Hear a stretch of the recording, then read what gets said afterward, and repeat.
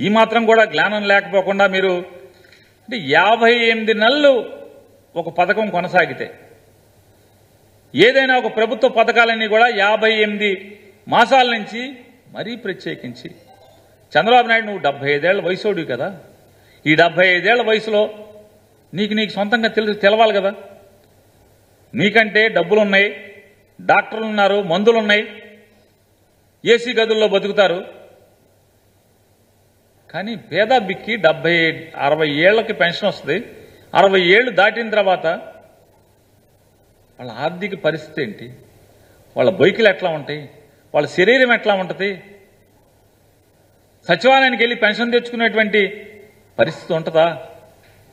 Petition పెట్టేప్పుడు voluntary వ్యవస్థను కనుక మనం భారతీయ జనతా పార్టీతో కూడబలుకునో, భారతీయ జనతా పార్టీతో లాలుచిపడో వాలంటరీ వ్యవస్థను తొలగించేటువంటి ఆర్డర్లు తేగలిగితే పెన్షన్లు పంచేటువంటి ఇంటింటికి వెళ్ళేటువంటి వ్యవస్థ ఉందా లేదా అనేది ఆలోచించే జ్ఞానం కూడా లేకపోతే ఎట్లాగా?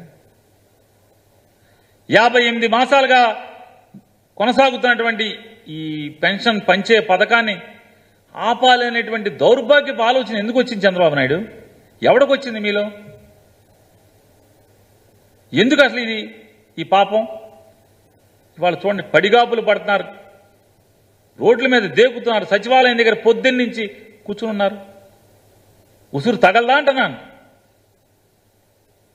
వాలంటీర్లు ఇంటికి వెళ్ళి పెన్షన్ ఇచ్చేస్తే ఓటేసేస్తారా? ఎందుకు ఓటేస్తారు? అసలు ఇన్నేళ్లు ఆయన చెప్తావు కదా, నీ 75 ఏళ్ల వయసులో 50 ఏళ్ళ ఇండస్ట్రీ అని చెప్తావు, 14 ఏళ్ళ ముఖ్యమంత్రిని అంటావు. ఏ ఒక్క రోజన్నా ముసలామ్మతకి ఇంటికి తీసుకెళ్లి పెన్షన్ ఇద్దామనేటువంటి ఆలోచన వచ్చిందా అని అడుగుతున్నాను. ఏ రోజన్నా? ఇవాళ ఇన్ని మాటలు, ఇంత ముసలి కన్నీరు కారుస్తున్నారు మీరు అంటే రేపు తిరగబడి జనం తత్తారేమో అని చెప్పాను.